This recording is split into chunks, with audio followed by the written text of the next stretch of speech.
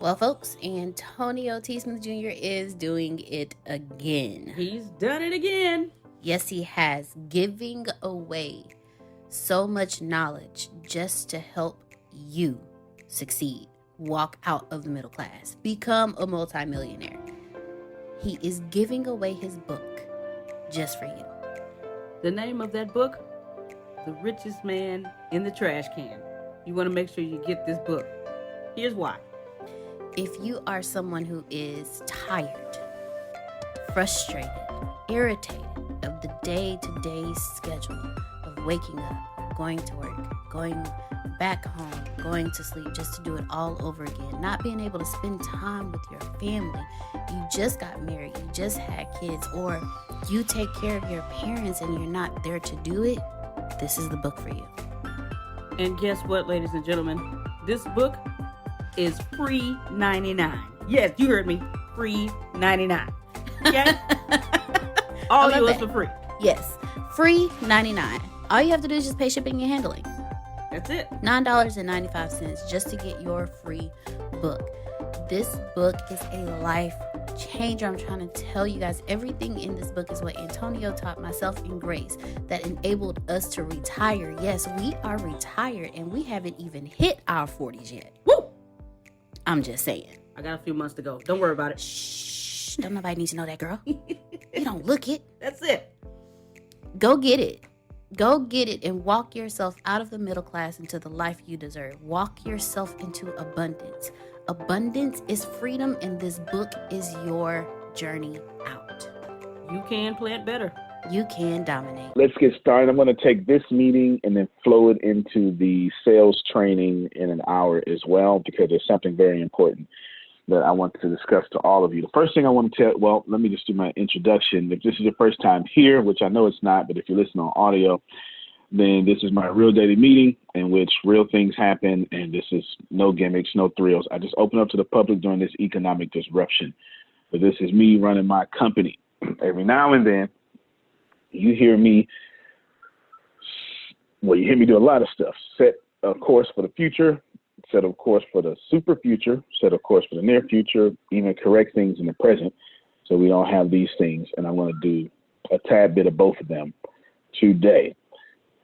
If you are here listening to me right now, do yourself a favor. If you love someone, this is not a private meeting.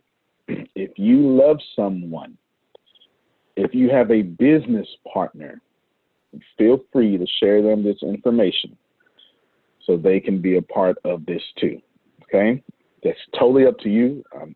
You're not being sold anything here. You're not being funneled. You're not being sold.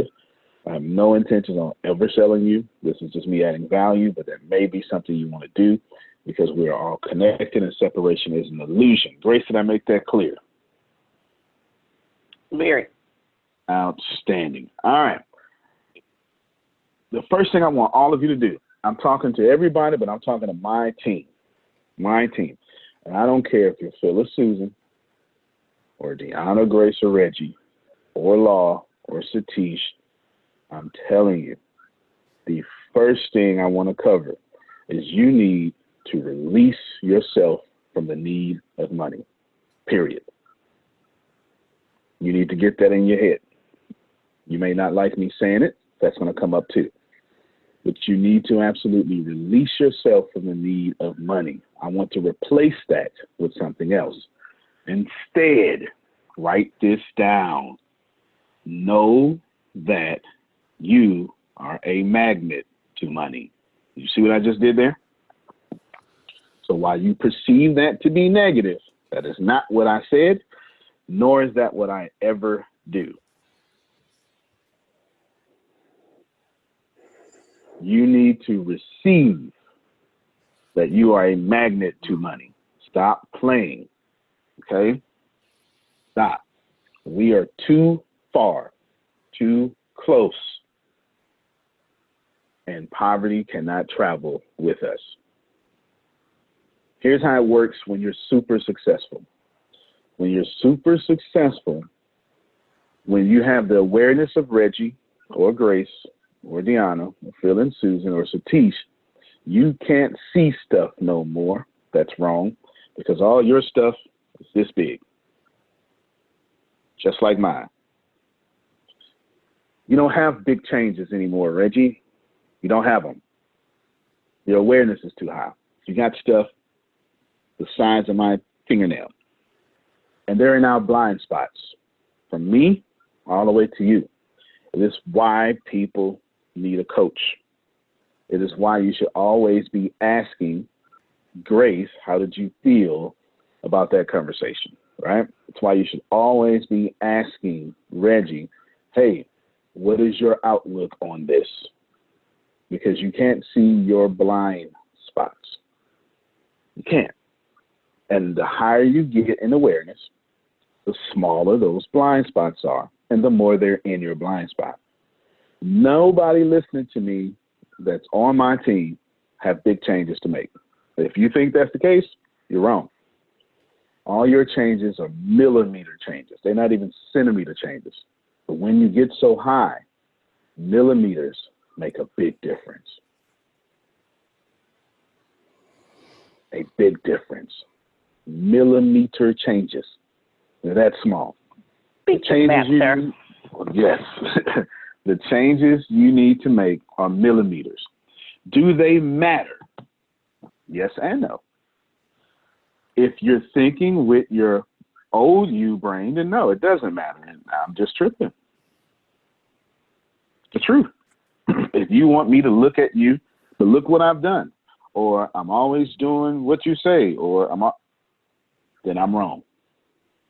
But if you want to go to where you told me you want to go, then I'm right. It just depends on how you look at it. If you want to be right, then I'm wrong. If you want to be free, then I'm not wrong. It just depends on you. Ask yourself these series of questions. I ask them every day. I did not make these questions up. These are questions that I have copied and pasted in my personal notes. I am telling you that if you desire to figure out how in the heck do I consistently push myself, I have a series of questions that I ask myself.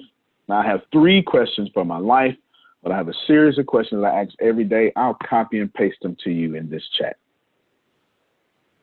This is how it's written down on my personal note. I didn't make this up. I do this every day. Every day I talk to Reggie, I ask myself these questions. Actually, I do it every 10 minutes, to be honest with you. But you would have to read a 2014 book called Keep Walking to figure that out. Ask yourself, what value am I bringing to this team consistently? I ask myself that every day. I do not take for granted that I am the CEO, and I'm an active CEO, which makes me COO, which I'm constantly stepping on Deanna's toes, always. Since I am an active CEO, I am consistently stepping on Deanna's toes.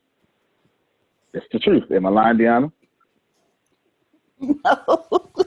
Okay. So if you think that I stepped on your toes, you have no idea.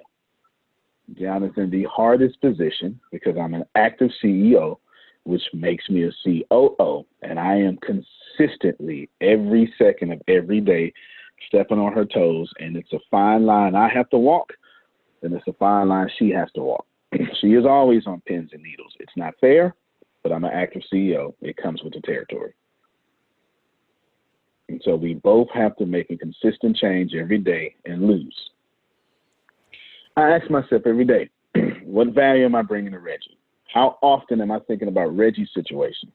How often do I remember the 20th of every month? How often do I remember Grace's birthday? How often do I remember Don's birthday? I consistently have to ask myself, do you remember Phil's birthday? You missed Susan's birthday last year. Someone had to post it. Did you log it into your memory? How well do you know Team 2030? Every time they post, are you looking? Are you caring about Team 2030 as much as Satish is? I do this every single day. Every single day I do this. I have to. There's a huge section of today's meeting just for Team 2030, if I get to it. I have to. I have no choice. I'm asking myself, how many times have I remembered that Catherine is a woman in a male-dominated industry, doing a fantastic job, has an accent that turns some people off, turn other on, and how often is she celebrating her own accomplishment she just got a couple of months ago? I'm asking that every day. I can assure you, I think about Catherine's accomplishment just as much as she does, or almost. How many times are you watching and actively participating in Carol's videos, Antonio? Haven't you noticed in the week she's 10x'd all her content producing? Which videos are you sharing? The ones that benefit you or all of them? How long does it take Law to commute to his travel? How many times are you going to see that the more Chris does better, the more his city pushes back at him? I'm watching. I'm watching. I have to do it every single day. Do you do that for this team? Because I am. This isn't an awareness conversation. This is an accountability conversation. Do you do that for this team? Wasn't talking about me.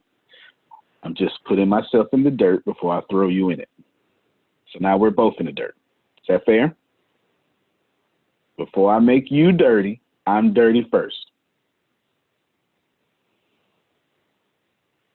Is the value I'm providing? Because of course you said, yes, I do provide value. That's why I put the word consistently in there. Because see, I like to lie to myself, Grace.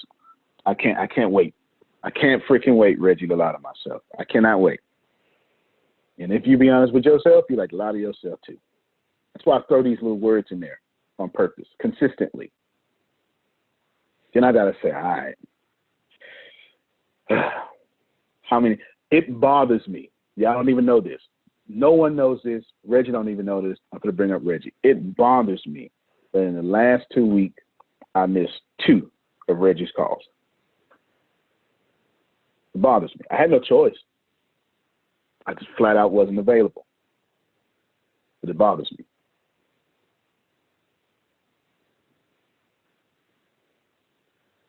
If you're not thinking of your company, your team members, or this team in that manner, you're not thinking well enough. That's just the way it works. That's what leaders do. And every last one of you in the leadership positions. Then ask yourself, is the value of this company, are you growing in the value of this company? And are you growing with me? And that's important. See, I have to ask myself, am I growing with Reggie? But do Reggie ask, and I'm just using as an example, is he growing with Antonio? You're going to have to ask that. You cannot be led in an organization and not grow with that leader.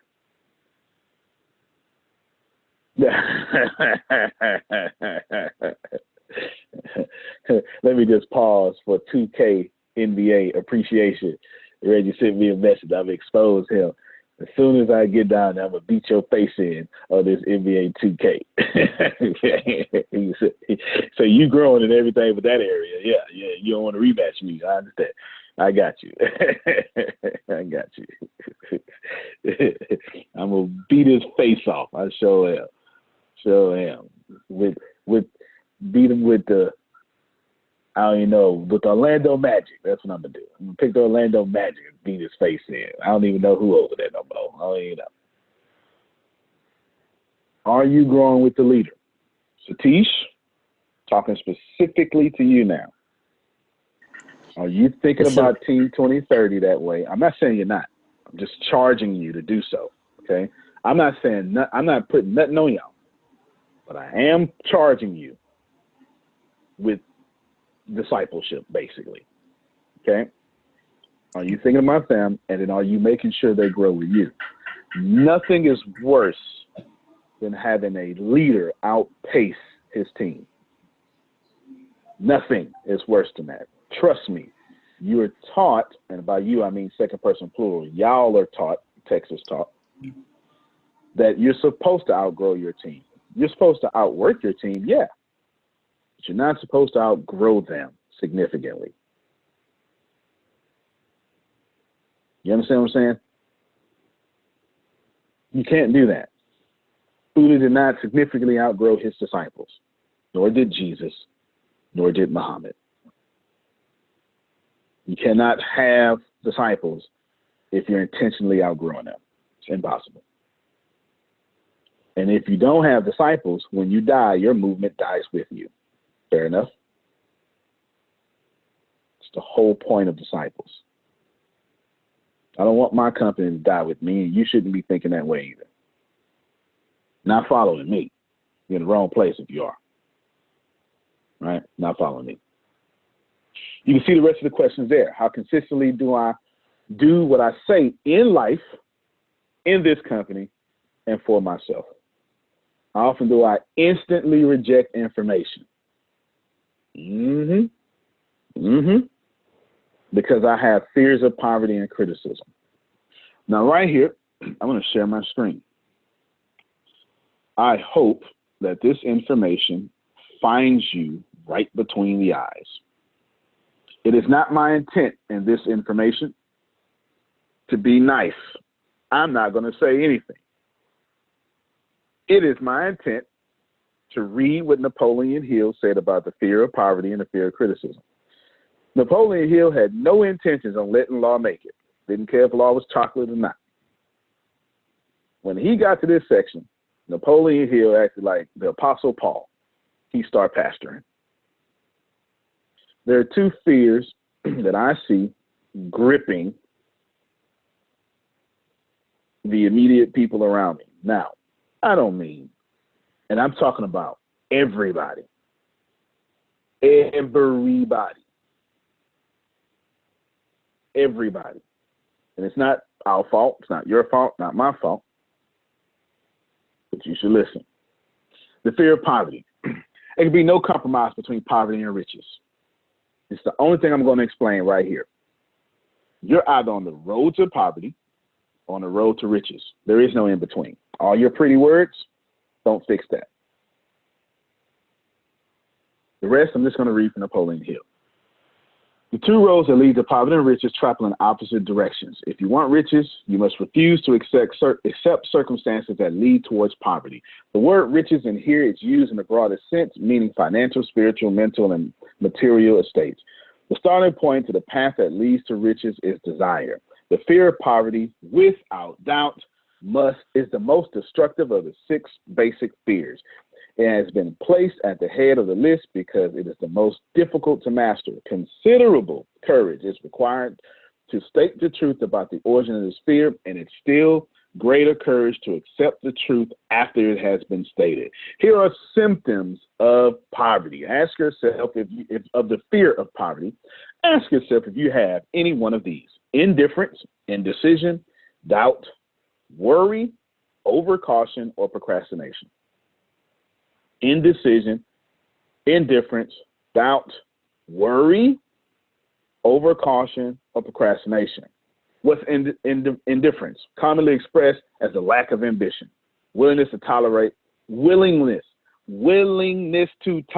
poverty. Are you being patient? Because I'm not. I said, you know what? I'm sorry. I said I wasn't going to comment here. Willingness to tolerate poverty. Acceptance of whatever compensation life may offer you without protest. Mental and physical laziness, lack of initiative, imagination, enthusiasm, self-control. Indecision. What's that? The habit of permitting others to do one's thinking. Staying on the fence. Doubt. Generally expressed through the alibis and excuses designed to cover up, explain away, or apologize one's failures. Sometimes expressed in the form of envy, And those who are successful or by criticizing them. Worry. What's that? Usually expressed by finding fault in others. Tendency to spend beyond one's income, neglect of personal appearance, scowling, frowning, intemperance, and the use of alcoholic drinks, sometimes through the use of narcotics, nervousness, lack of poise, self-consciousness, and lack of self-reliance.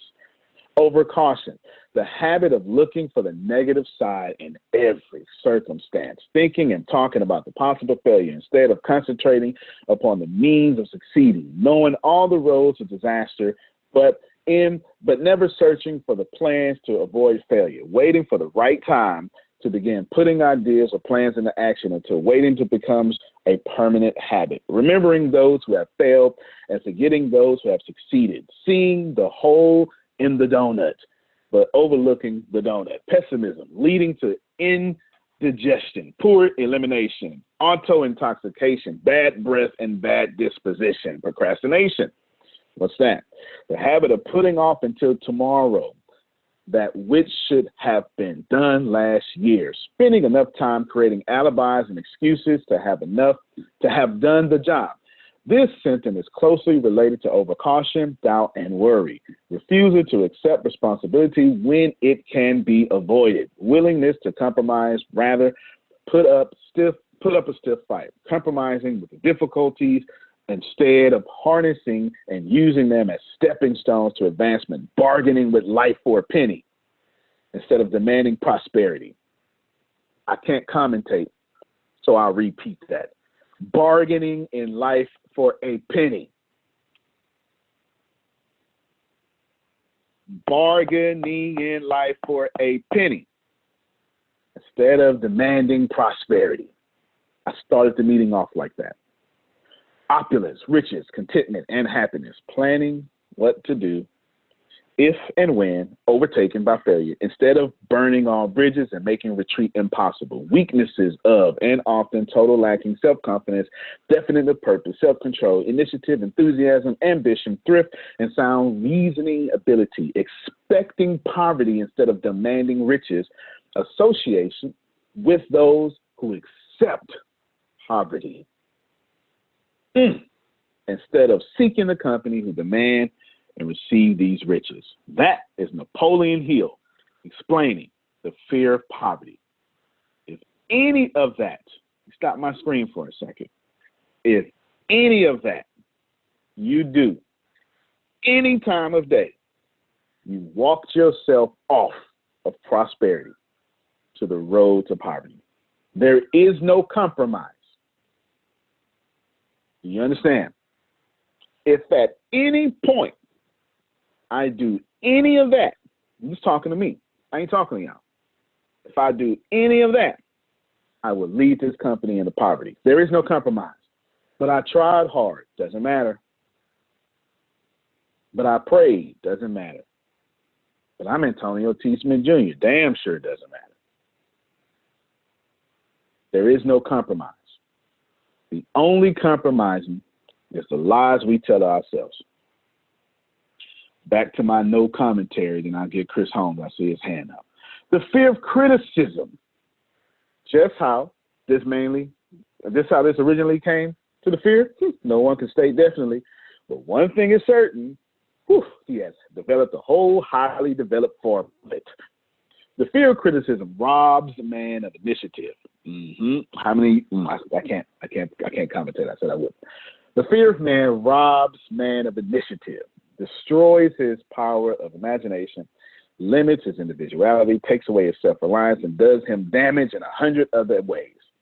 Symptoms: self-consciousness, lack of poise, personality, inferiority complex, extravagance, lack of initiative, and lack of ambition. Simply. So what's self-consciousness? Generally expressed to the nervousness, timidity, in conversation, and in meeting strangers, awkward movement of hands and limbs, shifting of the eyes. What's lack of poise? Expressed through lack of voice control, nervousness in the presence of others, poor posture of body, poor memory, personality, lacking in firmness of decision, personal charm, the ability to express opinions definitely. The habit of sidestepping issues instead of meeting them squarely. Agreeing with others without careful examination of their opinions. Inferiority complex.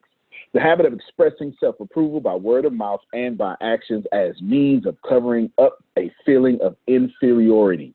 Using big words to impress others, often without knowing the meaning of the words. And imitating others in dress, speech, and manners. Boasting of imaginary achievements. This sometimes gives a surface appearance of feeling superiority. Extravagance. The habit of keeping up with the Joneses, spending beyond one's income. Lack of initiative. Failure to embrace opportunities for self-advancement. Fear to express opinions. Lack of confidence in one's own ideas. Giving evasive answers to questions asked by superiors. Hesitancy of manner and speech, deceit in both words and deeds, lack of ambition, mental and physical laziness, lack of assertion, slowness in reaching decisions, easily influenced by others, the habit of criticizing others, behind their backs and flattering them to their faces, the habit of accepting defeat without protest, quitting an undertaking when opposed by others, suspicious of other people without cause, lacking in tactfulness of manner and speech, unwillingness to accept blame for mistakes. That's Napoleon Hill. Now, should you be perturbed by that information, that ain't got nothing to do with me. Right? Them ain't my words. I don't live your life. I punch myself in the face with this consistently. Those questions I ask, am I adding value and all this stuff, they come from that. Those aren't questions to y'all. I didn't write that for this meeting. I asked myself that. I asked myself, can I listen to feedback from Reggie? I'm the boss.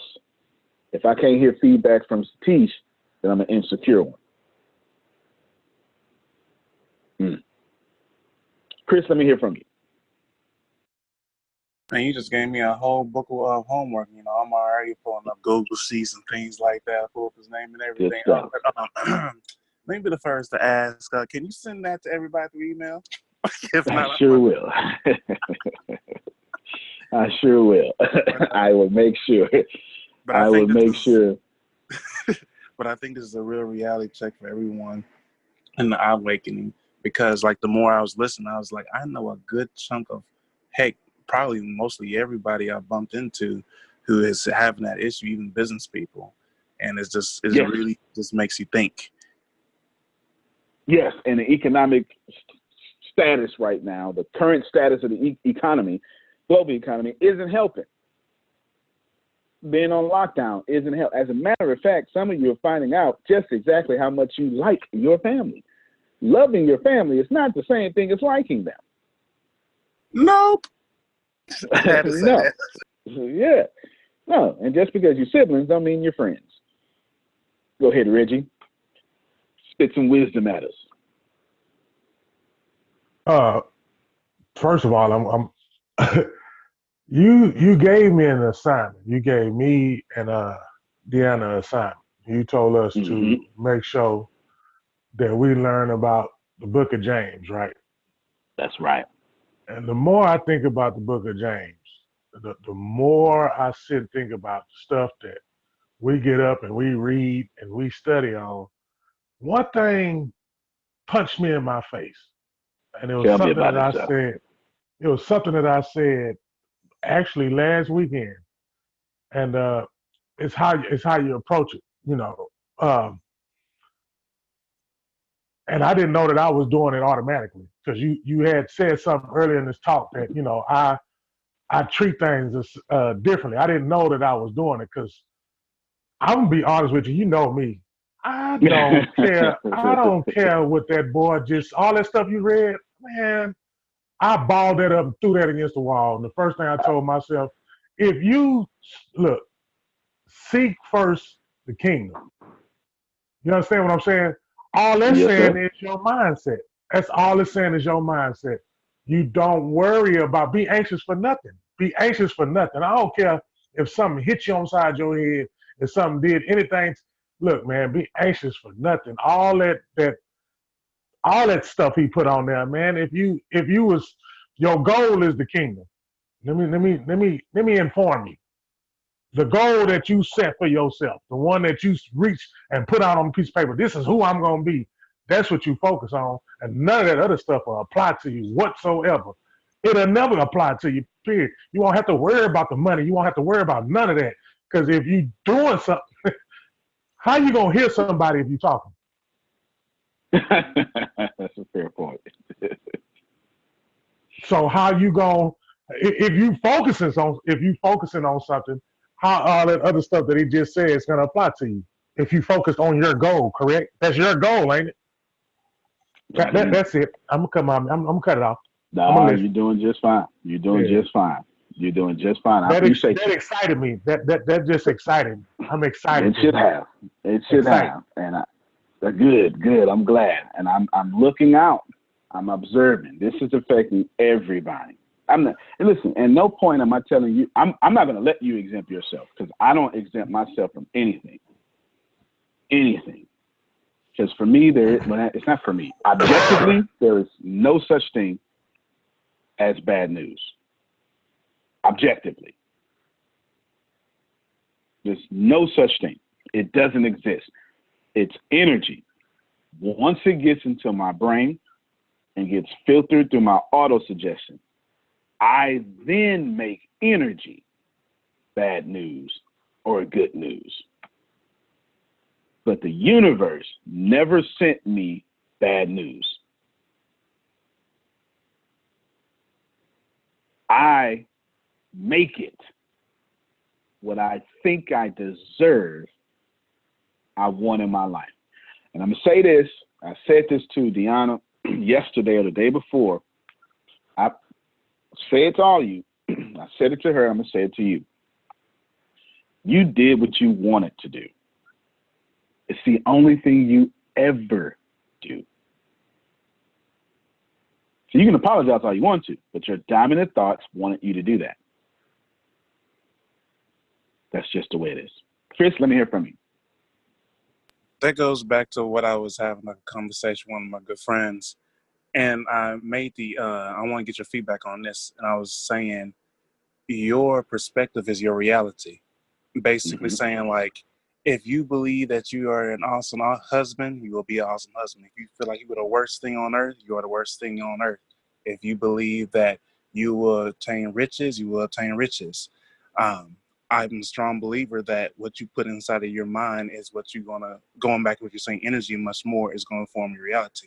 Because I feel like a lot of people feel like they're stuck in this cycle and they're like, what's wrong? I'm like, your perspective. Until you change that, everything's going to still be the same. Well, let me give you feedback, because you're so right, but I'm afraid you don't know how right you are. I know you know you're 100% right, but it's time for you to know you're infinite percent right.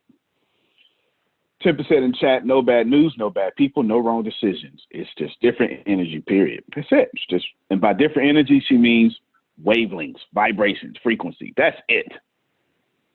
Next thing she said in chat, you did what you wanted to do, all caps wanted to do, because that's what you vibrate at. Again, proving what she said, frequencies. She said that's liberating. That is facts.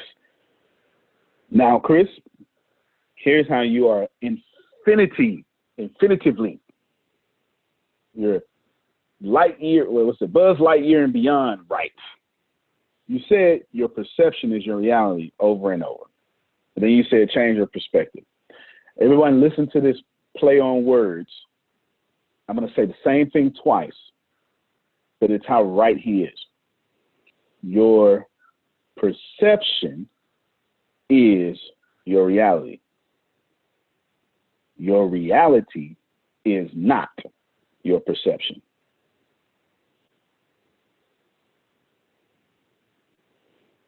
Your perception is your reality. Your reality is not your perception. Or you can say perspective, either one, they're the same thing, just different tense of the word. I'm going to say it again because I'm going to end with the way Chris ended. Your perspective, I'll say it this time, is your reality. Your reality is not your perspective. I'll explain in a second. Then Chris ended with change your perspective. That's where you were right beyond what right is. You were matching the right of right, the source right. Here's why.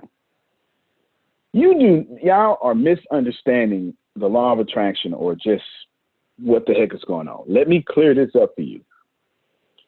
Your outer world should have no difference on your mood. Your reality should not dictate your perception. Your lockdown status should not dictate your wealth. Nothing in reality should come back to you and change you. It can't. Why? Because your perspective or perception, which matches your vibration, because you're only going to ever see what you vibrate at, goes out and finds its equivalent. You're not getting back what you deserve. You're not getting back what they messed up the world with. You're getting back what you want in your dominant thoughts. So if you want something different, do the last thing Chris said. Change your perspective. It is that simple. If you let it, how many times y'all have heard me say, the best time alive? I am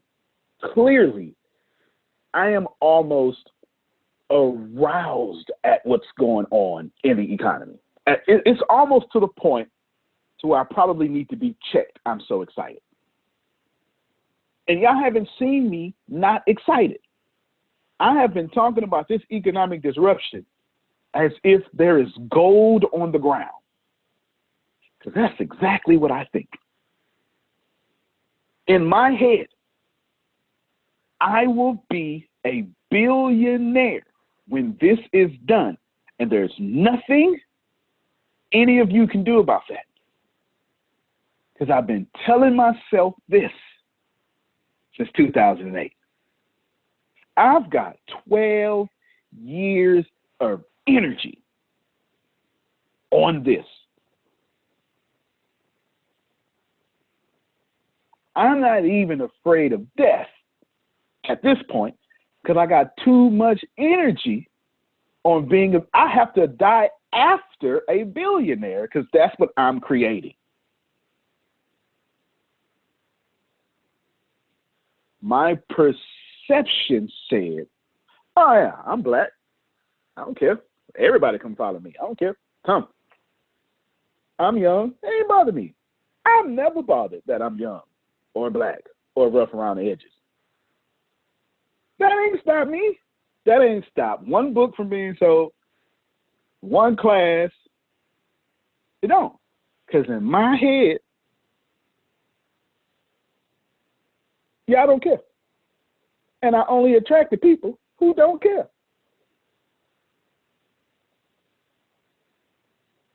That's perception. Phil said, me too. He's somebody excited about the economic disruption. I'm excited. Tippett said, if you are not grateful pre-pandemic, oh Lord, you are struggling now. Just shift. Facts. I told Grace and Reggie this on the phone yesterday, that before I had everything, do you remember the rest of that statement, Grace? I said it so fast. Before you had everything, you were, I can't quote you, but you were you were grateful for who you were because you saw. Almost. You took all my cuss words out. I said, okay, because I cussed when I said it. I said, before I had everything, I fucking thought I deserved everything, is what I said. Exactly like that. I want y'all to process this. Poor, in the hood, fresh out of a trash can, aging out of CPS custody. I started at 16, and I said, I'm going to make six figures. I had no idea what the hell six figures was. I just heard it somewhere. 18, I had that.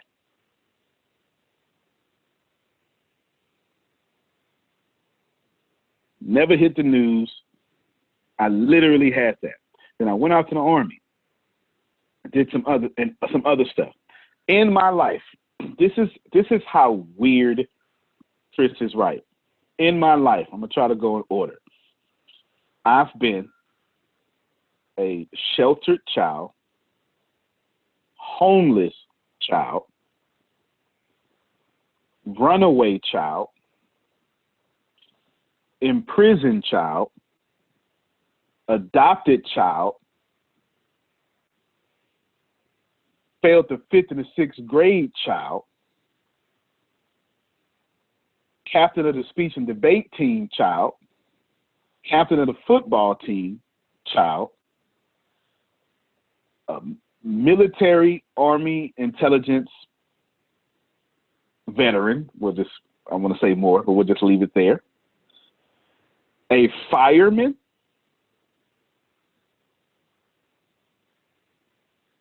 can't say that. A soldier, a Little Caesars manager, a real estate investor, a preacher, a pastor, an inventor, a businessman, a media mogul, a keynote speaker, an international speaker, an 11-time author, and I'm 38. I've lived more lives than my entire family. Oh, I left out 2-time college graduate with bachelor's and master's. And I did all of that when everybody thought I was crazy and I wouldn't be nothing. But that ain't what I thought, Satish. Change your perspective. Chris, let me hear from you. You know, when listening to this, like the first person I'm going to use a boxer that came to mind is Muhammad Ali. Because during a lot of interviews, I pay attention to like details. Way before he even became like the big icon we know, he was telling people in the press, I'm the greatest of all time. I will be the greatest. Thanks. Multiple times. And then I'll go even towards the present day of, like, let's say, I know some people may not like him. Even Mayweather even said, like, I'm the greatest. You know, I'm undefeated. You know, the same kind of energy and vibes and much more. Is like, if you really want to get to that point, you have to honestly believe and demand it, like you were all saying. But one thing that I see that's happening a lot is we all want to be great and be icons and much more. But I think something in our growing up screwed us up, because when we start saying that to the wrong people, they're like, why you aim so high? Like, oh, that's silly, or that's dumb. And like, you know, all the criticism, and it kills that fire that should have been burning to help us get to that point. But I agree with everything, but I think that's a big issue that I'm speaking for all of us that we face while trying to get to that point, because while growing up, we've been told to settle for less or settle for this because they thought, keyword, they thought it was impossible or silly. No doubt. Two things I say to people. That one often rubs them the wrong way. Two, then liberates them right after I rub them the wrong way. The first thing I say is, that if you don't like your life, everybody in your life is suspicious. Everybody. It's the first thing I say. And I often say it to people in phase one, that's something internal around here. If you don't like where you are in life, everybody in your life is suspicious. Everybody. No matter who it is, your mom, your spouse, no one is exempt. They're all suspicious. Why? Because they let you not like your life. You vibrated at the frequency of not liking your life, and they co-created that with you. They're suspicious. Then I say it always rubs people the wrong way. It doesn't stop the fact that it's true. It just rubs you the wrong way because you can't waking up adults is a violent game. It's very easy to wake up children. Wake up adults is very violent. You pay for that. You pay for that in violence every time you wake up an adult. Once you get past a certain age, the system just kicks back at you violently. So if you don't like your current life, everybody in your life is suspicious. Now that doesn't mean we're not talking about morality. They're just suspicious for your next level. It means you can't take them to your next level. You must get to that next level and come back and get them. You can't take them with you. I just freed somebody. You can't take them. Okay, good stuff.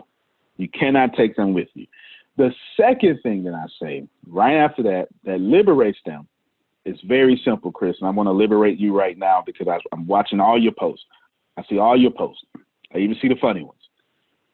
Check this out. Unmute your mic, Chris. I want to talk to you directly. I'm going to liberate you, and I hope y'all receive this as I liberate him. Got it. You ready, Chris? Yep. Nobody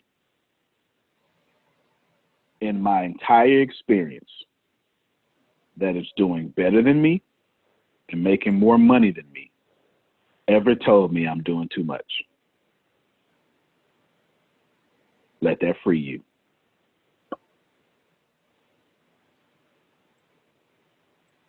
You understand? Yes.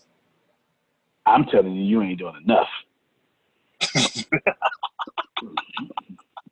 Not even close. You posting like 20 times a day. I need to see 1,000. You know what I'm saying? Got it. Yeah, you ain't doing enough. I hope that helped y'all, because if someone tells you you're doing too much, they automatically place themselves on a different vibration than you that's lower. And they're trying to pull you down to match their vibration. Don't go.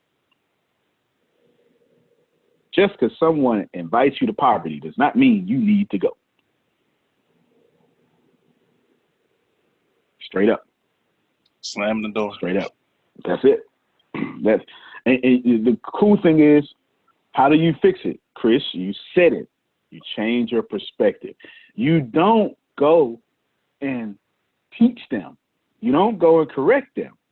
You don't even release them. That's just all coach talk.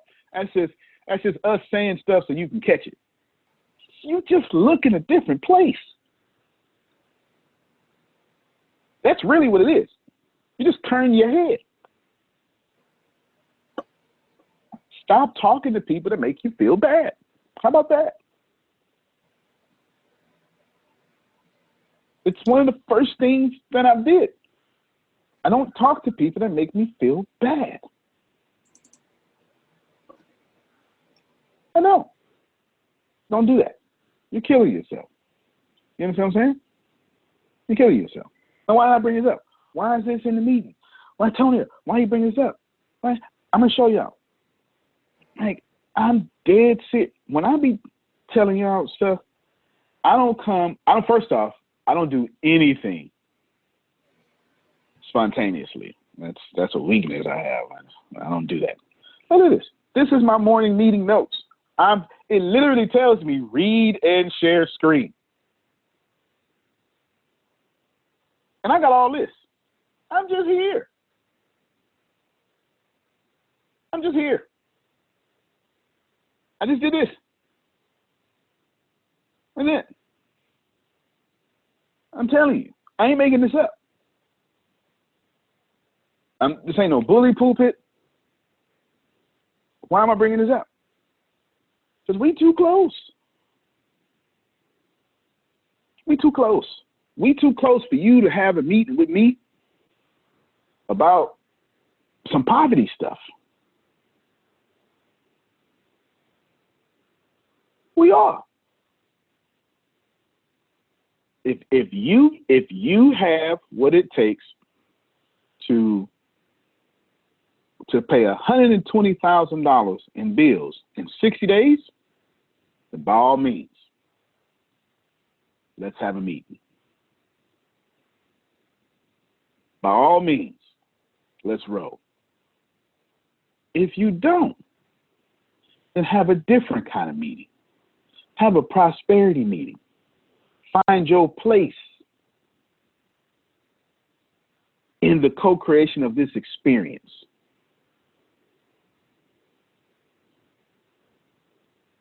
Do that. But complaining automatically puts you on the road to poverty. Now, in fairness, ain't nobody had no meeting with me about this. I'm just telling y'all about your company. I ain't had no meeting with nobody. It's brought poverty to me. In fact, it would be hard for you to do so because I'm not wired that way. I'm either going to listen so intently without saying nothing that I'm going to make you uncomfortable with my silence, or I'm going to say, let me stop you right there. Let me do one of those two. It's the only two things that I do. Either way, you would be uncomfortable with bringing that poverty. This is the only two ways I respond. I don't respond any other way. I will let you file it in the record, and then we'll move on to your next thing. So I said, let me stop you right there. And it depends. If I stop you right there, it's more than likely me just trying to save you than anything else. I want to show you something. All of you, Deanna, I sent you that document. Those are just two of the fears. So Deanna's going to email out to all of y'all to upload it wherever it is. Everybody asks for that. Please keep in mind, I didn't write that. That's Napoleon Hill.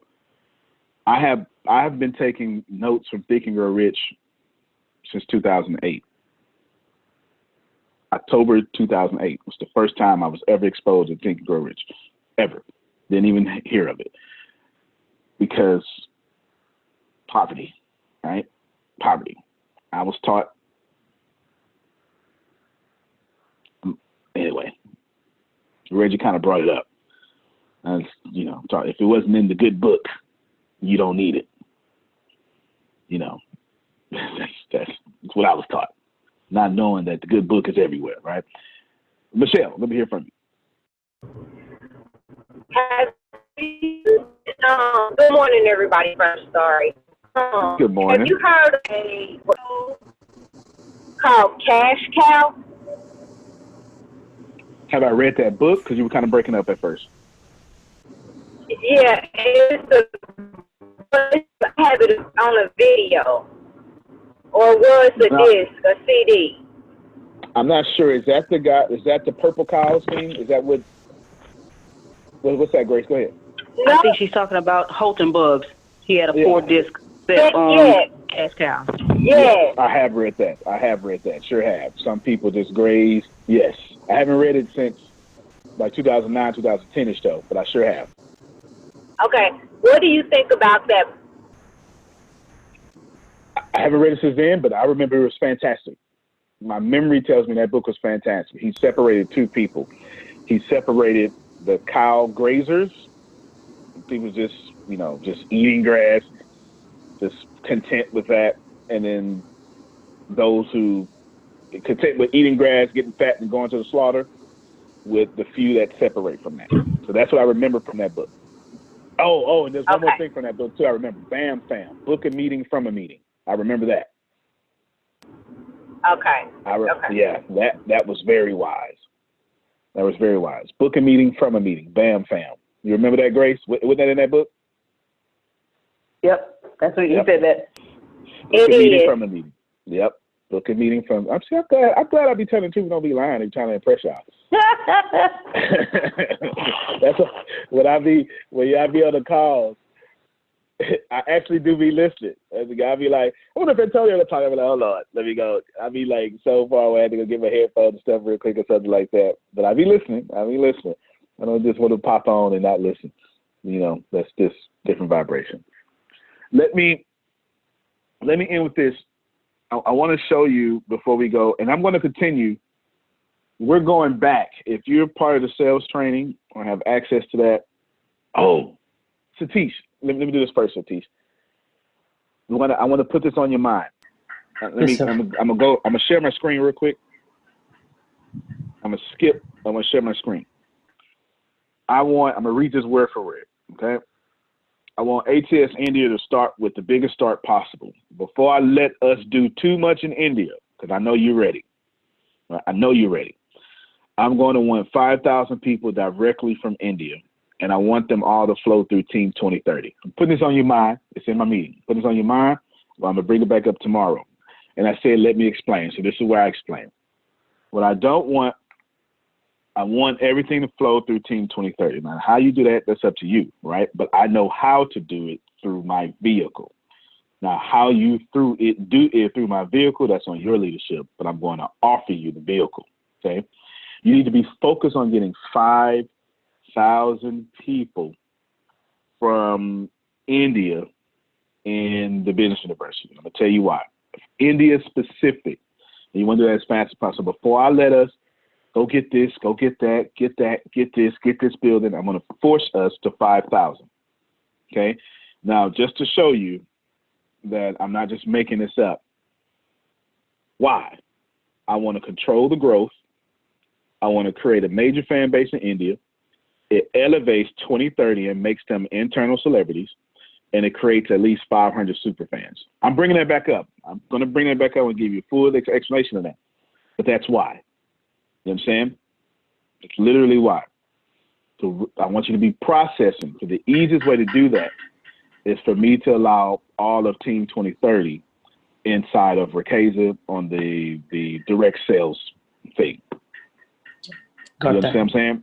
Yeah. It elevates them, it elevates you, but what it does is it creates, you're going to need at least 500 super fans in India to get what you want accomplished.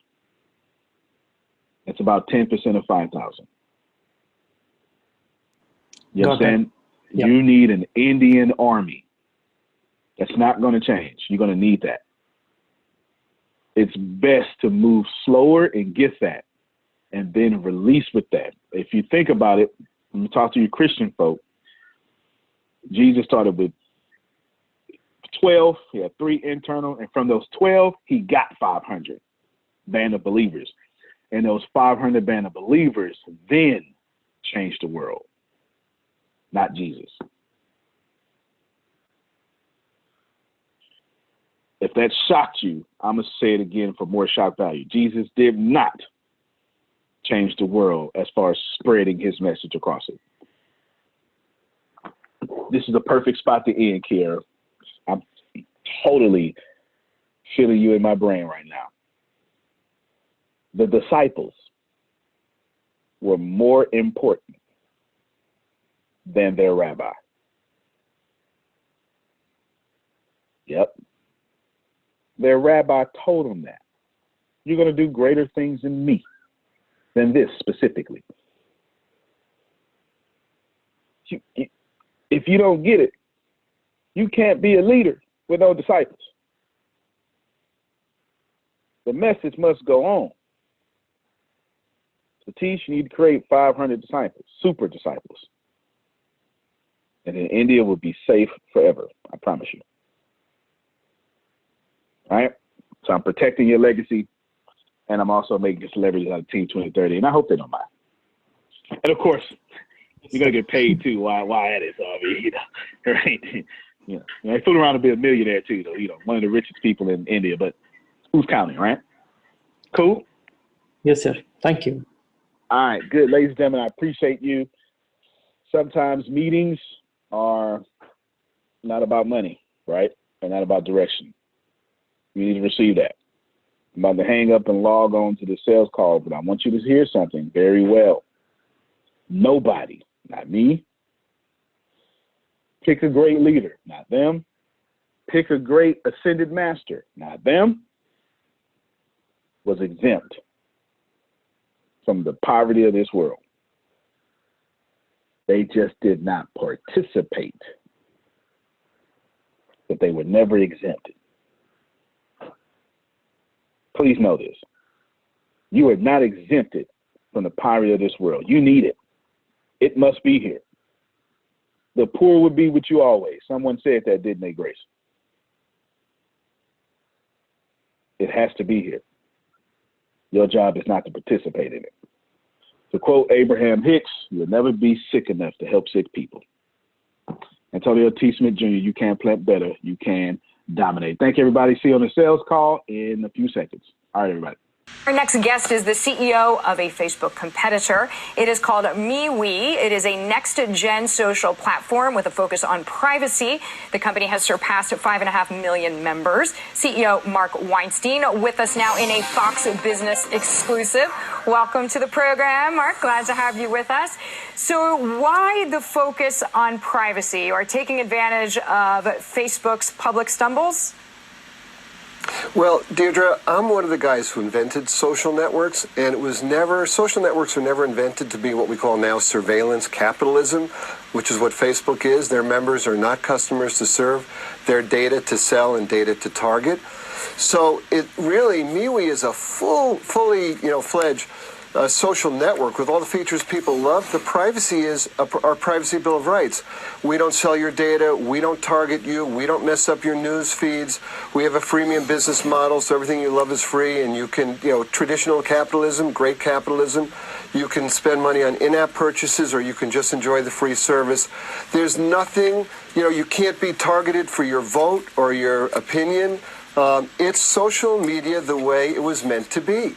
So then, Mark, honestly, how do you make money? Because we all know when we use Facebook, it's free for the user, but we know because we are not paying that we become the product. So that Facebook is gathering data on us, right. And I think some people even say Facebook isn't a social company, it's a data company. But then how do you make money? Are people paying your company for subscriptions? No, it's very important. MeWe is free forever. But now we know that the freemium model works, and we're doing great with revenue. We have 2,800 free emojis, but we've got great custom emojis, custom stickers. So live people voice pay and live you video for those. is a pay option. Right, and live voice, live video, secret encrypted chat. MeWe pages are $1.99 a month, but you reach 100% of your followers all the time. So for $24 a month, you don't have to boost anything. So if you have 500,000 followers or 5,000 followers or 10 million followers, you reach everybody. At Facebook, you reach 5%. And you got to pay to boost, and then their algorithm messes the whole thing up anyhow. So MeWe is really true, pure social media. It's social networking done right, and people love it. We're growing organically with no ads, and we're not even marketing MeWe, and we're growing by tens of thousands of people every day. So, Mark, we have some stats about your company. As you're speaking, 5.5 million users right now, which is impressive. But how are you going to keep growing that? Because one telephone is not so fun. Two telephones work. Basically, you need more people to sign up. Well, people are signing up, Deirdre, every day. And here's the beautiful thing about MeWe. So we also have some major deals that are not announced with some huge influencers worldwide. But even without them, we grew 405% last year. We're targeting, we actually target we'll have over 30 million members by the end of this year, over 150 million by the end of next year. We're growing twice as fast already this year. And people also move in groups. This is really, we have never seen something like this.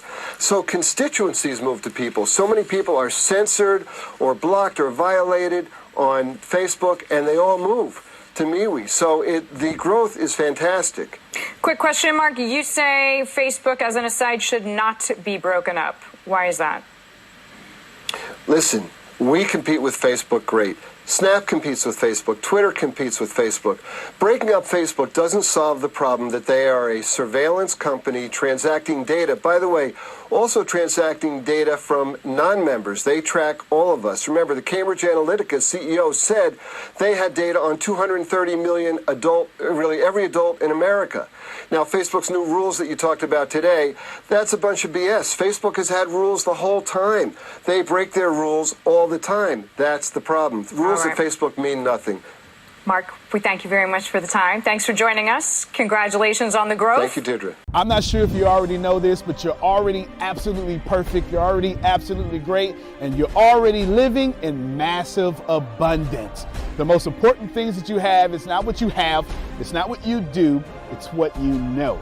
Because the people who do know what you need to know to lead the middle class, they're in the top 1%, and they control 96% of the world's income.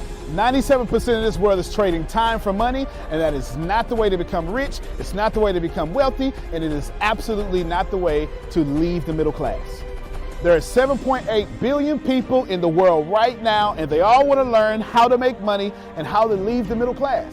But the way to become a master at anything is to learn all the rules and then bend them to your favor. Right now in this world, there are 2,057 billionaires. Right now.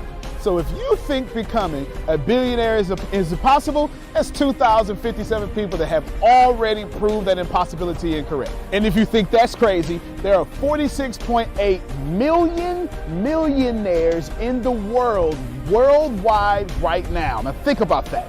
46.8 million millionaires, and that number grows 1,730 millionaires every single day. Money is everywhere. You don't need to max out your credit cards. You don't need to borrow from granddad and grandma. Just look behind me.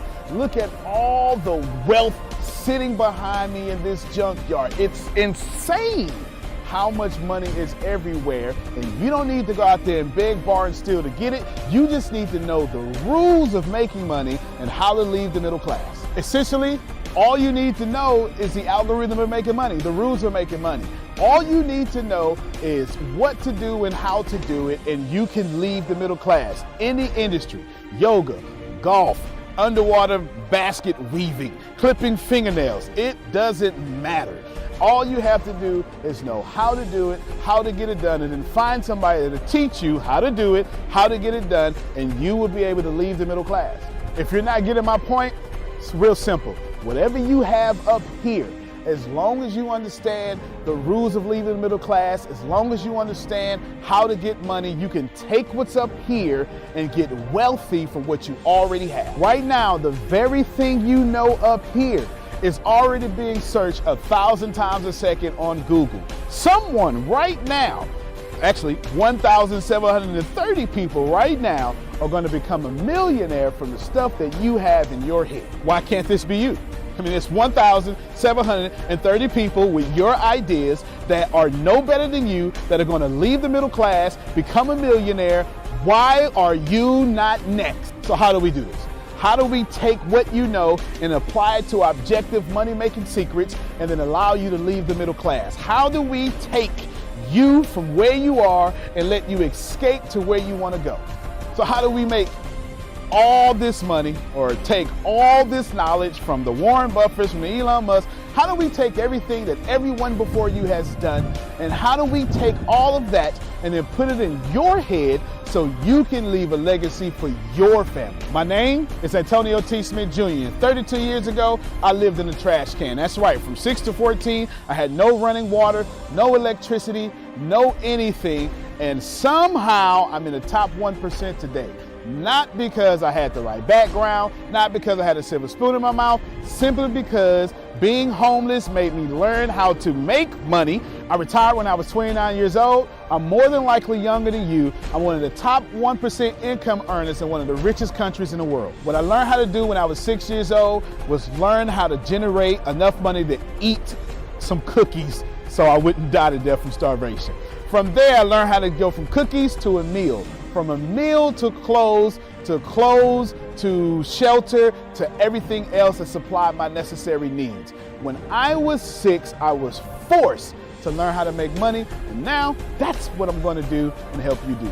I've seen amazing results. I have my own economy. I've homeschooled my own children, and I wrote a book that teaches you every single thing that I know about making money, every single thing that other people know about making money, and most importantly, all the stuff that we don't tell you.